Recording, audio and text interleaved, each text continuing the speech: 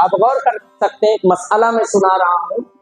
اس مسئلے کو آپ سمجھ سکتے ہیں کہ شریعت میں کس قدر وقت کا منشا اہم ہے، آپ سمجھ سکتے ہیں اس مسئلے سے میں جو پیش کرنے جا رہا ہوں۔ اگر کوئی شخص کسی مسجد کے لیے تلاوت کرنے کے لیے قرآن پاک وقف کر دے،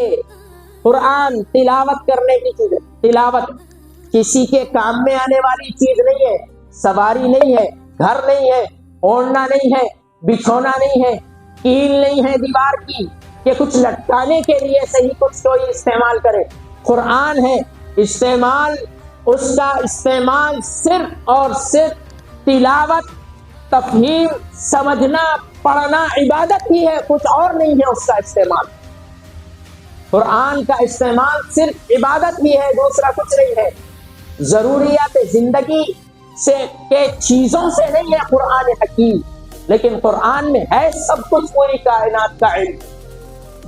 لیکن اگر کوئی قرآن مجید کسی مسجد کے لیے وقف کر دے تو وہ اسی مسجد کے مصلیوں کے لیے اسی مسجد میں پڑھنے کے لیے وقف،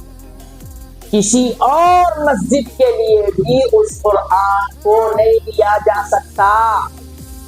قرآن کو نہیں دیا سکتا کسی اور مسجد کے لیے، وہاں پہ بھی تو تلاوت کی ہوگی، نہیں دے سکتے۔ واقف کا منشا ہے اس مسجد میں تلاوت کی جائے تو وہ قرآن مجید اسی مسجد میں تلاوت کرنے کے لیے وقف ہے، کسی اور مسجد کے لیے بھی یا کسی مدرسے کے لیے بھی اس قرآن مجید کو استعمال نہیں کر سکتے۔ جب اتنا اہم مسئلہ ہے وقت کا،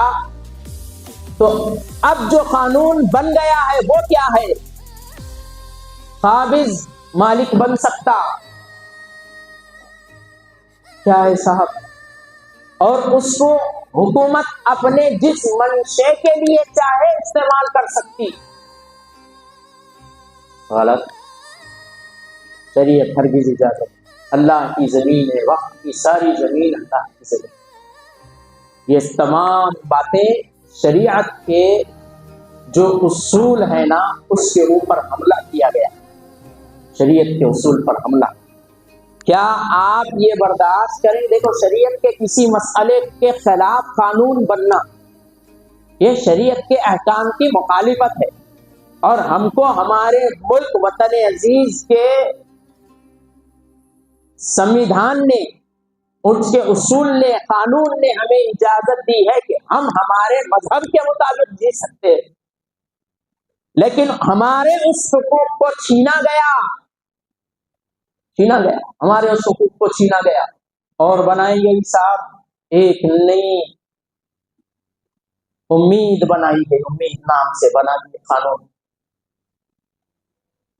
وقف امینڈمنٹ کے نام پر۔ معزز سامعین کرام،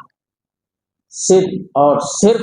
وقف کی زمین اسلام اور مسلمانوں کا حق ہے، اور جس منشے کے لیے یہ وقف کیا گیا ہے بس وہ اسی کے مطابق اس کا استعمال ہو سکتا ہے، اس کے اندر کسی قسم کی تبدیلی ہماری شریعت پر حملہ ہے، ہمارے مذہبی امور کو ہمارے مذہبی طور و طریقے سے ادا کرنے پر روک لگانا ہے، اور یہ شرعی طور پر روک لگانا، ہمارے شریعت پر روک لگانا، یہ ہمارے ملک وطن عزیز کے قانون کے خلاف ہے، باوجود اس کے بل کو پاس کر لیا۔